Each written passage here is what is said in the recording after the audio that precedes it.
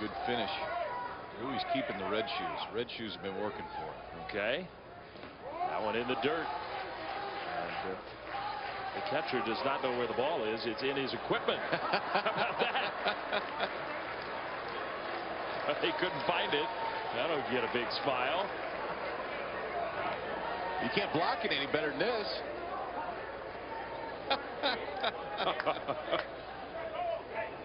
Right there, right wedged in the chest protector. And have they called a balk? We just got a balk. Mexico gets a run on a balk call. It's 2-0. The other runners advance, and the Japanese coaches want to know what that was.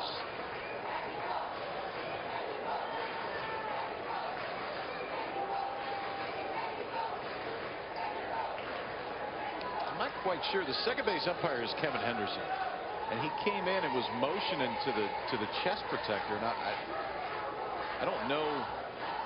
I have no idea what the call could be.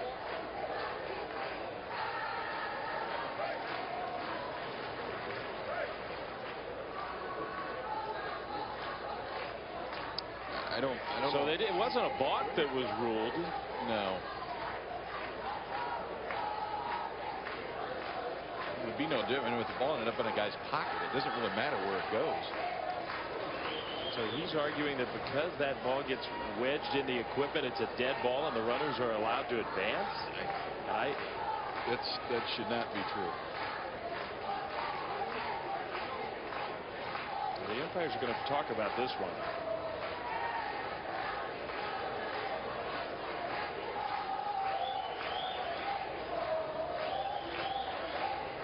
If it's wedged in the fence, if it's wedged somewhere else, and I understand it, then it's a dead ball and you have to figure out what to do. But not when it's a part of the uniform. So the coaches came out asking, and at least they have gotten the umpires to get together and talk about this one.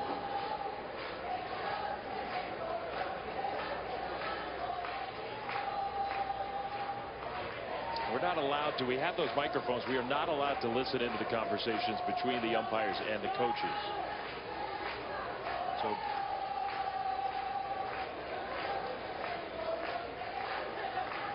So it's officially called a wild pitch, but because the equipment, the ball got wedged into the equipment, the rule is dead ball. Everybody gets a base. We're still, you ever heard of that? The coaches are still trying to get this sorted out. I've never heard of that. I don't think I've ever seen it.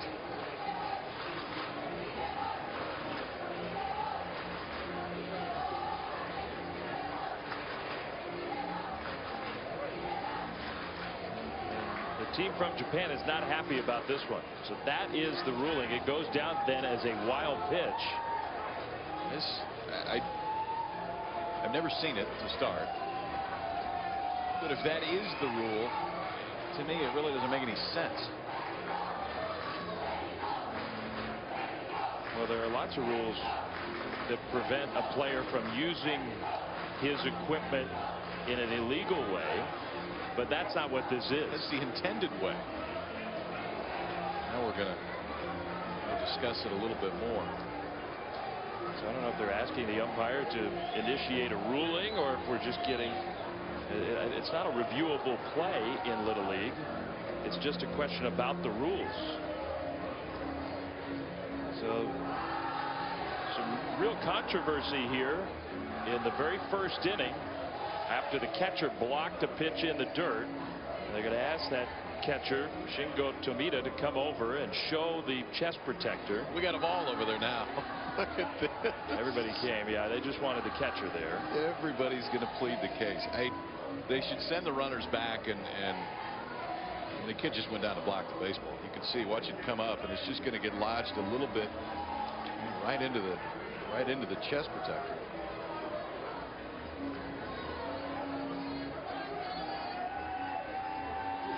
what started as kind of a funny occurrence is now taking on a little bit of a different life. Yeah, it was funny until it wasn't. Tomita did do exactly what he's taught to do in terms of the technique blocking that ball.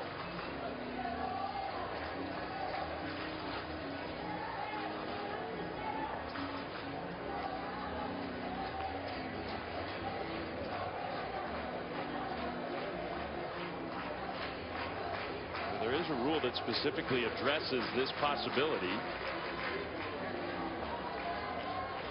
I just don't think this is the spirit of the rule. I don't think this is the intent. And that chest protector,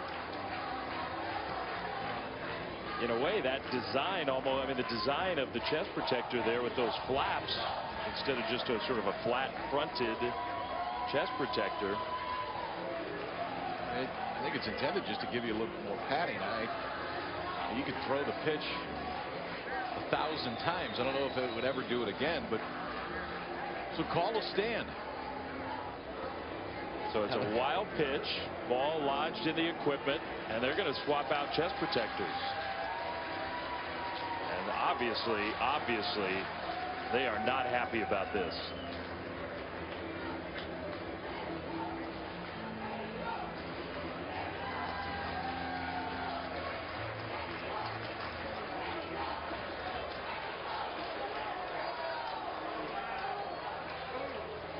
The umpire, I think, is unhappy with the reaction. You can understand the frustration, though. So things getting a little heated here. We had some tension. We had some tempers flare in our first international game of the day.